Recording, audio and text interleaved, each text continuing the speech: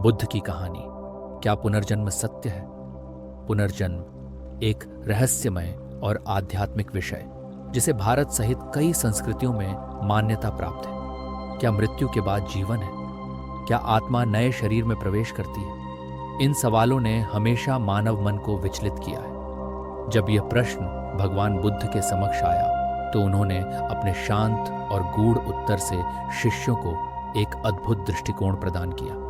बात उस समय की है जब भगवान बुद्ध श्रावस्ती नगर में अपने शिष्यों के साथ विहार कर रहे थे। प्रतिदिन की भांति उपदेश चल रहा था। तभी एक युवा ब्राह्मण आया। उसका नाम था विष्णुदत्त। वह पढ़ा लिखा था, शास्त्रों में निपुण था, परंतु मन में भ्रम और प्रश्नों का तूफान था। उसने बुद्ध को प्रणाम किया और बोला, हे तथागत, क्या यह सच है कि मनुष्य मरने के बाद दोबारा जन्म लेता है? क्या पुनर्जन्म सत्य है या केवल मन को सांत्वना देने वाला एक भ्रम? सभी भिक्षु शांत हो गए। बुद्ध मुस्कुराए और बोले, इसका उत्तर मैं तुम्हें कहानी के रूप में दूंगा। ध्यानपूर्वक सुनो। पुराने समय की बात, बहुत समय पहले मगध राज्य में एक बुद्धिमान किसान रहता था। उसका नाम था कमल। कमल अत्यंत परिश्रमी, ईमानदार और शांत स्वभाव का व्यक्ति था। उसके पास अधिक धन नहीं था, पर संतोष भरपूर था। उसकी एक छोटी सी खेती थी और उसी से जीवन चलता था। कमल का एक पड़ोसी था धनराज, जो धनी, अहंकारी और स्वार्थी था। वह कमल से ईर्ष्या करता क्योंकि लोग कमल की ईमानदारी और व्यवहार की प्रशंसा करते थे। एक बार अकाल पड़ा, बारिश नहीं हुई। धनराज के पास भंडार था, लेकिन उसने किसी की मदद नहीं की। कमल के पास जो भी थोड़ा बहुत अन्न था वह उसने गांव के भूखे लोगों में बांट दिया।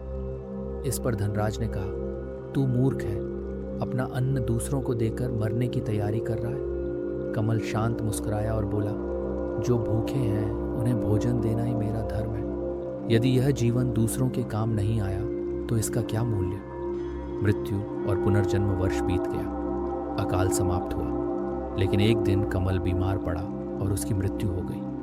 पूरे गांव में शोक की लहर फैल गई। कुछ वर्ष बाद उसी गांव में एक बालक का जन्म हुआ, आदित्य।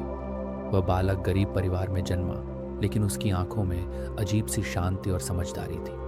वह जैसे जैसे बड़ा हुआ, उसमें कमल जैसी ही करुणा और विवेक दिखाई देने लगा। जब आदित्य 5 वर्ष का था, तब वह एक दिन अपने माता पिता को बोला, मुझे उस घर ले चलो जहाँ एक आम का पेड़ है और पास में कुआं है। वहाँ मेरी खेती होती थी। माता पिता चौंक गए। वह स्थान उसी गांव में था, कमल का पुराना घर।